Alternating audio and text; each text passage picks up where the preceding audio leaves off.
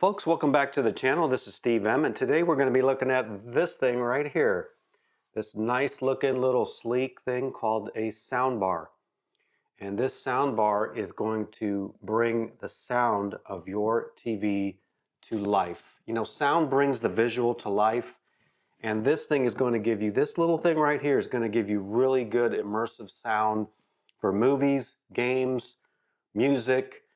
And I'm going to show you the features of this soundbar. I'm going to show you how to work it, and I'm going to show you key features for placing this soundbar, because that's very important on how it's placed, on whether you're going to get the best sound of it or not.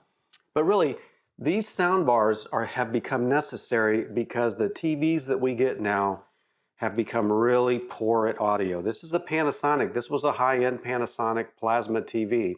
It's a little bit old, but the sound on this thing is horrible. And without this soundbar, this TV becomes almost unusable for movies and gaming and things like that. But it's not just the older TVs.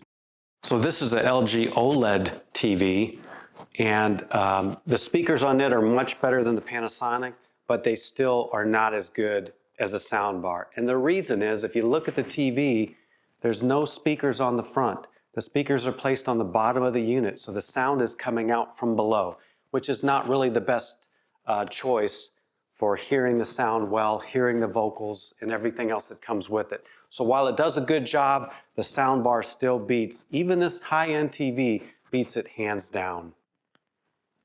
So first, let's look at the visual appearance of this. What I really like about this soundbar is it's very sleek. It's not very big. When you look at this little counter here that it's on under the TV, there's still a lot of room for stuff on this counter. It's not big, it's not bulky. It actually sits, it's very thin. And of course, this is the Apple TV on the left here. But all your controls, if you need to use them, are right here. The power button, the source button, your Bluetooth, and speaker up or speaker down. Very simple, not complex. And this hookup couldn't even be easier. The hookup, basically, you plug the power in there, and you plug the HDMI from the TV in there, and that's pretty much it to get this thing up and going. Now, you want to plug this thing into the HDMI ARC or ARC port on your TV, and when you do that, this thing is going to become the speakers for the TV. When you turn the TV on, this will come on automatically. When you turn the TV off, this will go off automatically. You won't have to mess with it. You won't have to adjust it or anything. It really becomes the speaker for the TV. And that's what makes the soundbars really nice. They're really easy to use because you really don't have to mess with them very much. And they work seamlessly with your TV. Now, this one also comes with a remote. And with this remote, you can pretty much do anything on the unit. You can also, it has different sound. It has one for movies, one for nighttime, where it turns the bass down a little bit so you don't bother your neighbor. And it has one for music. You can also add more vocals if you like to hear more vocals, 1, 2, and 3 vocals. You can add more bass up here, and you can put auxiliary, Bluetooth. So it's very simple. I don't use this that much because once you set this for what you want it, I normally keep it set for movies. You really don't have to use this very much. Now, inside this particular unit, which is the Signa S2, and I'll link this device in the description below, it has 4 drivers in here that produce the sound, but it also has this attached unit, this bass unit that goes with it. It attaches wirelessly to the soundbar, and it produces really nice bass sound. So the bass there and this unit here gives this room a real immersive sound. And you will not know what you've been missing until you get a soundbar. Because what these things do, sound is basically a high, mid, and low range in different frequencies. This thing allows you to hear all 3 frequencies. A high sound like a bird chirping. Vocals, where most of us hear, the mids, where most all the vocals are in musical instruments. And the lows, like thunder and racing scenes and things like that. This soundbar is going to bring it out with quality that your TV just can't do. The other thing that this thing does is because the sound is facing you and coming this way, you're getting the best sound. A lot of the TVs, like I showed you earlier, the sound's coming from the bottom, which is not really that best because it's not coming towards your ears. Now, one of the other things that's very important with any sound system, and especially a sound bar, is it has to be in the right place. And the most important thing is that it's centered under the TV and that the height of it is right about where your ears are. Because if it's too low, which I've had it before, you're not going to get the best sound. And if it's too high, you're not going to get the best sound. Now, if you're in a room where you stand a little bit sometimes and you sit other times, then I would put it a little bit higher. But if it's mainly in a living room where you're sitting and watching TV, you want it right about ear level. That you'll be able to hear the best sound. You'll be able to hear the clear vocals and the deep bass of the unit. And the best way to do that is take a little laser pointer, put it on top of the unit, and point it toward the chair or the couch or wherever you're listening to, and see exactly where that falls. And this unit does have mounting on the back of it if you need to mount it to the wall, but the placement is very important for you to get the best sound out of your unit. Now, this is an old but still very effective sound system for a TV if you didn't want to get a sound bar. But this requires all these components to be bought separately. So you have to buy the receiver, you have to buy the center channel, you have to buy the left and right front speakers. Then you have to buy the bass unit over there.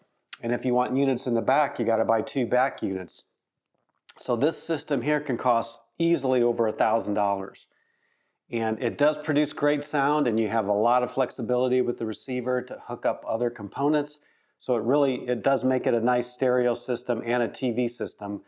But the sound bar really compares well as far as price. If you're just looking for really good sound from the TV, you can save a lot of money and a lot of space just by using a little sound bar. Now, I know there's a lot of sound bars out there. A lot of companies make sound bars. I've really focused on the POLK soundbar because I've been buying their speakers for a long time. They make more than just sound bars. They make front speakers, they make center channel speakers, they make bass speakers, and I've been buying their speakers for a long time, and I found them to be very good. The sound they produce is very well. They always get good reviews, and they're good value. And so the sound bar was no different. I took a chance years ago starting to buy their sound bars, and I've been very happy since with the quality and the reliability of their product. Okay, we've got a camera here with a mic mounted about 5 feet from the TV. What we're going to do is we're going to play a movie clip for about 5 seconds. The first clip is going to be with the sound bar. The second clip is going to be just the TV only. And you tell me if you can hear the difference in the comments below. You asked for me. Here I am. You want to help me? Is there anything you remember? Ladies and gentlemen, the President of the United States, Thaddeus Ross.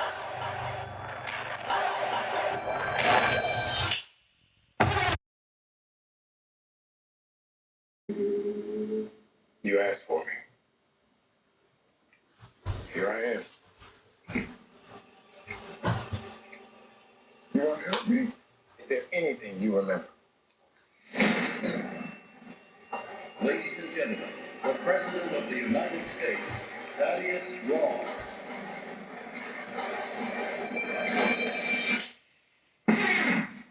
Okay, some other things to consider when buying a sound bar is the size of the room that you're going to have it in. Now, I have this POLK sound bar in a bedroom. It's about 150 square feet. It's a little bigger than most bedrooms, and it's more than powerful. I probably have to turn it down. I don't really even use it near its capacity. Now, I have bought this as a gift for other folks that have put it in an apartment, in the main opening in an apartment, and it just fills the room. So you kind of got to get the sense of how big your room is. They do come in different wattages. There's an S2, there's an S3, and the more watts, the more power it's going to be to push that music through the room. So you'll just have to look at the space that you have your TV in, whether it's a bedroom or whether it's a big great room, and get the appropriate powered sound bar so you won't be underpowered when you're producing the sound. So I hope this video has helped you today, learn a little bit about sound bars and what they do and how easy they are to use and why they're important for you to get the best experience out of your TV and your sound system. I'd like to hear your comments if you're using anything different, or if you use the old style setup like I showed you earlier, or if you're using a sound bar and what kind of experience you've had in it. Thank you for being here today. Please hit the like button. Please subscribe for more videos like this and to help support our channel. And we will see you on the next video. Take care.